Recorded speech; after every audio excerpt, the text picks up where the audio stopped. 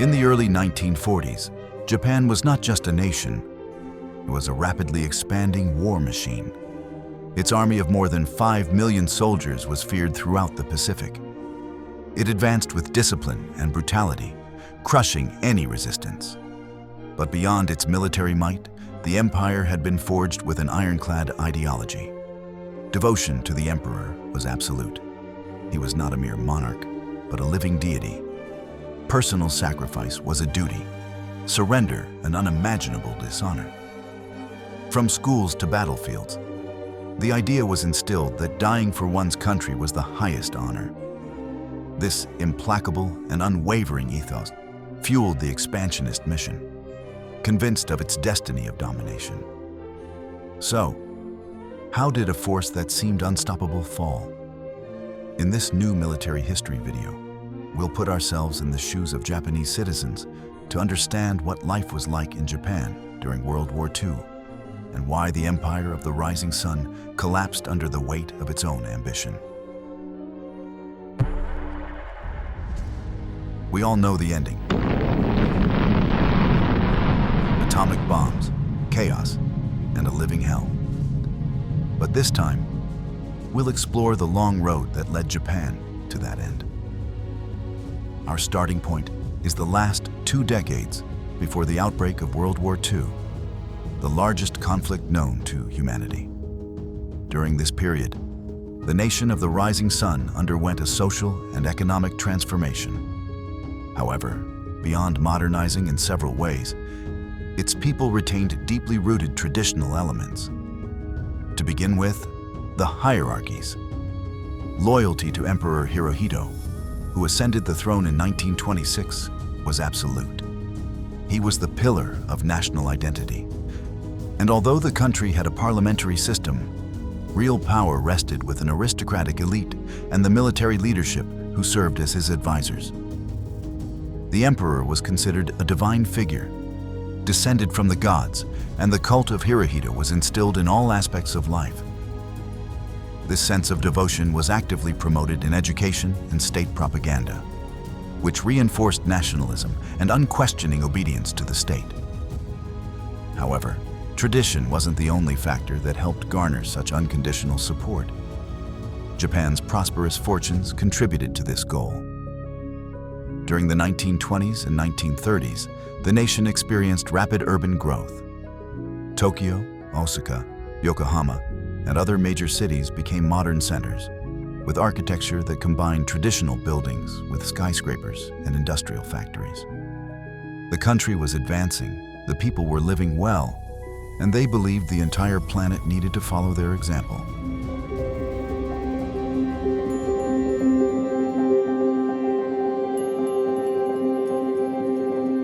With this perspective, the old Japan, which chose to be isolated and far from Western influence, began to open up. The elite adopted European fashions, frequented cafes, and traveled abroad. Culture expanded, although kabuki, a typical puppet theater, remained very popular in many traditional spheres. However, the diversity of activities also highlighted social class differences. Factory workers had long hours and precarious conditions, which led to occasional strikes and protests.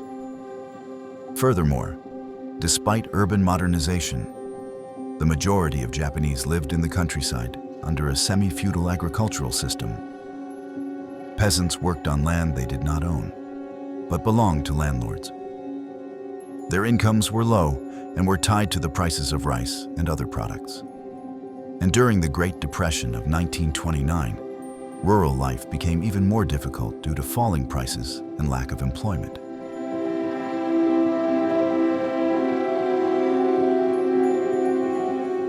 However, this crisis didn't only affect the countryside.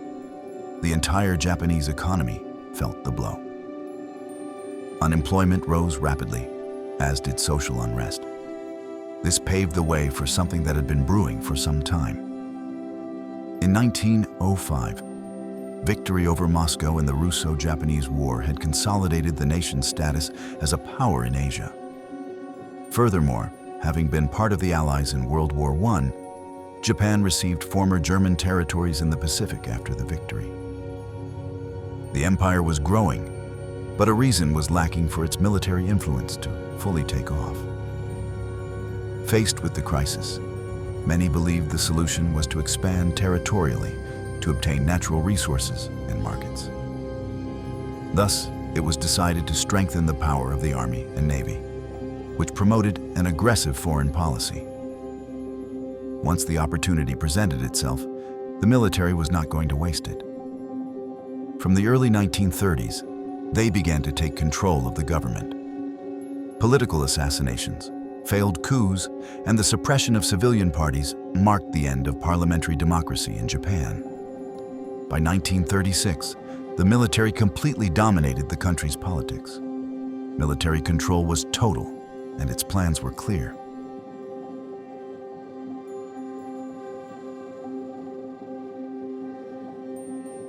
Japan began its expansionist mission with the argument that it needed to liberate Asia from Western domination, although in practice, its imperialist policy was brutal and exploitative. In 1931, the Japanese army staged the Mukden Incident, a false flag attack that justified the invasion of Manchuria.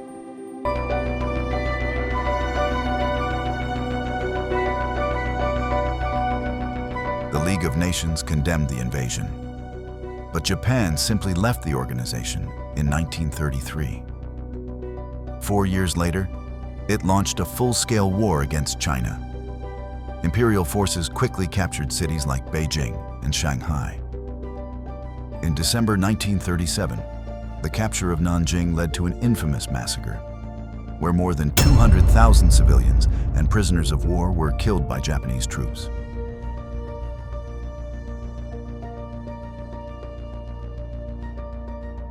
As these brutal acts were being perpetrated, people in Japan convinced themselves they were on the right side. The government and military promoted the idea that the conflict with China was a holy war. According to this view, Japan was not simply invading territories, but fulfilling a divine destiny and fighting against corrupt Western powers that wanted to take over Asia. This concept was reinforced by speeches and propaganda that exalted sacrifice for one's homeland as sacred.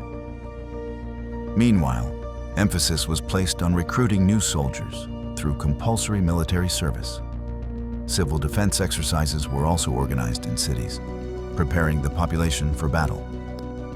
And soon, the time for action arrived. With the massive mobilization, Japan expanded its conquest and attempted to consolidate a puppet government in China, but faced strong resistance. This led to the intervention of the Kempeitai, the Imperial Army's terrifying military police. Although this unit was originally created to maintain discipline within the armed forces, over time, it evolved into an organization that operated as a secret police force. It was responsible for internal repression, intelligence, and counterinsurgency in the occupied territories. It was compared to the Nazi Gestapo, but unlike its European counterpart, the Kempeitai had more direct control over Chinese civilian life, enforcing a regime of extreme terror. Its brutality and ruthless methods made it feared by both Japan's enemies and Japanese citizens, where heavy censorship was imposed. Anyone who spoke openly about the war could face serious consequences. Under these conditions, the ferocious imperial occupation continued its expansion. The overwhelming military superiority of the Japanese over their neighbors soon bore fruit.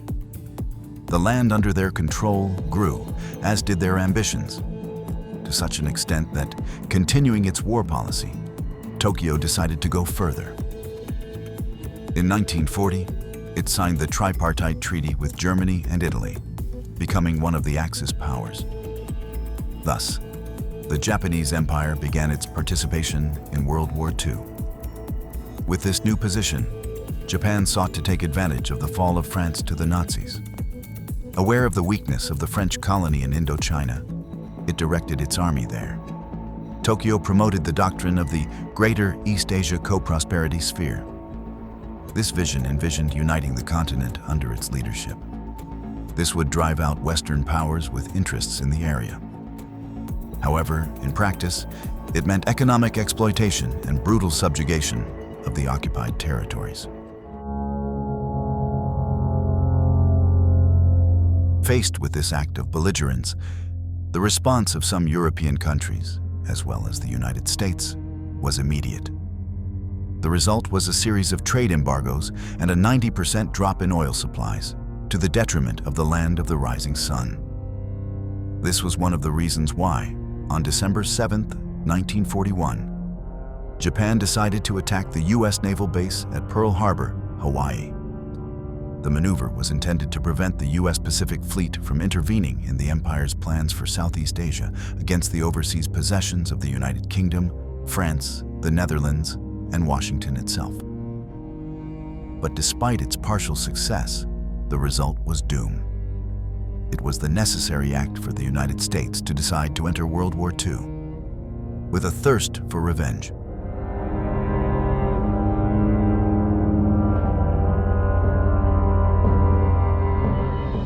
At this point, Japanese industry was completely dedicated to war production. And as men were sent to the front, women were recruited to work in factories and hospitals. Meanwhile, propaganda continued to instill a strong nationalism. Education emphasized obedience to the emperor, sacrifice, and hatred of Japan's enemies. Amidst all this, there were two concepts that society abhorred: materialism and individualism. The Japanese Empire was utterly convinced that it would emerge victorious from the war, and based this belief on the fact that its victory would be a victory of spirit over matter. The United States had a larger population, more resources, and greater industrial production. But for the Japanese, this was unimportant, because they lacked the Japanese spirit. Only through this total disregard for the individual could we arrive at the most extreme example that war offered: the kamikaze pilots. Around 200,000 Japanese died in World War II in various types of suicide attacks. It was simply an honor to die for one's country. This was the result of centuries of devotion to the emperor and constant consumption of state propaganda. However, their belief in a sure victory quickly faced the devastating American advance. One example was the battle in the Mariana Islands. But this wasn't the only case. Once they conquered that archipelago, the Americans began a series of attacks, such as the one perpetrated on Okinawa. There, 110,000 casualties were recorded, including soldiers and civilians. However, not all of them were the result of American weapons. Many of the Japanese were unwilling to surrender and convinced the others to avoid falling into enemy hands at all costs. They claimed that not only would it be a disgrace, but that they could suffer a much worse fate if they became prisoners. The most savage face of the war advanced mercilessly. The Allies were already at the gates of Tokyo, and the blockades around the nation left the people in a situation of absolute scarcity. Food and basic goods were scarce. A rationing system was imposed, with rice and fish distributed in small quantities. But that wasn't all.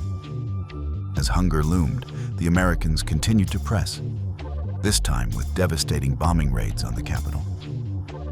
The deadliest of these took place in March 1945, resulting in the deaths of more than 100,000 people and leaving 1 million Japanese homeless.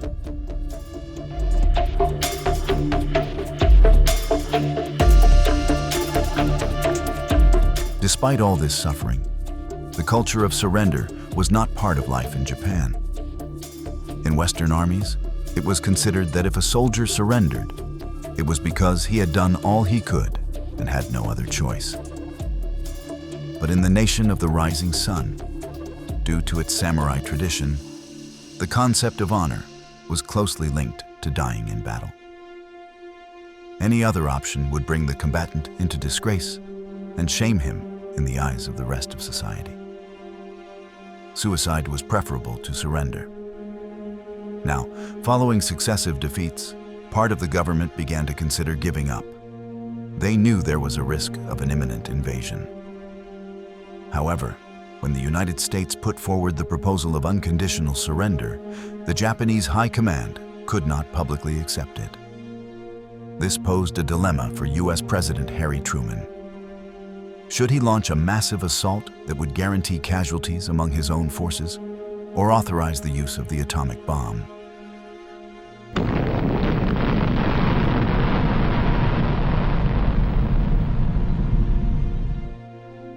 The first nuclear bomb was dropped on Hiroshima on August 6, 1945.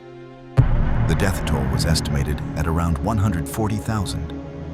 3 days later, the second nuclear bomb fell on Nagasaki, causing 73,884 deaths. But the damage went far beyond that. This event marked the future of hundreds of thousands of people who suffered the consequences of the nuclear attack for decades.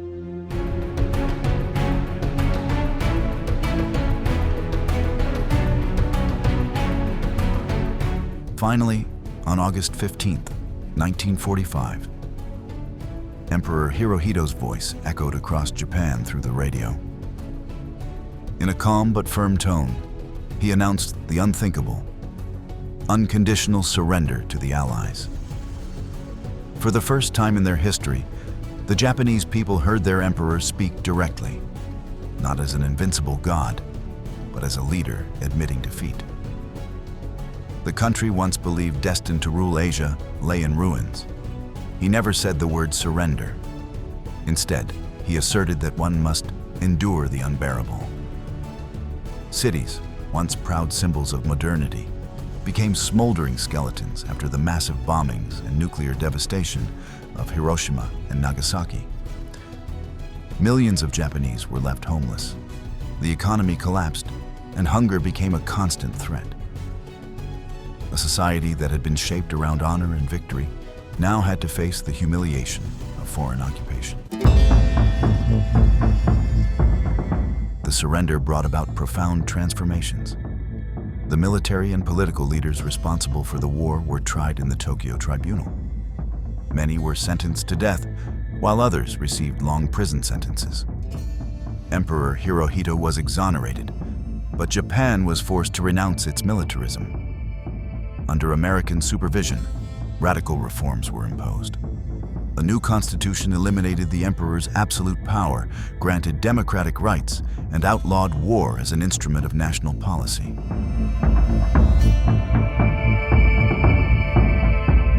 Thus, from the ashes of the empire emerged a new nation, one that would eventually rebuild and be reborn as an economic powerhouse, but one that would never forget the price of its ambition. Japan, once thought invincible, had fallen, and with its fall, the world changed forever. Thus, we come to the end of our video. If you enjoy this type of content, we invite you to subscribe to the channel. We'll see you in our next installment to continue learning about military history.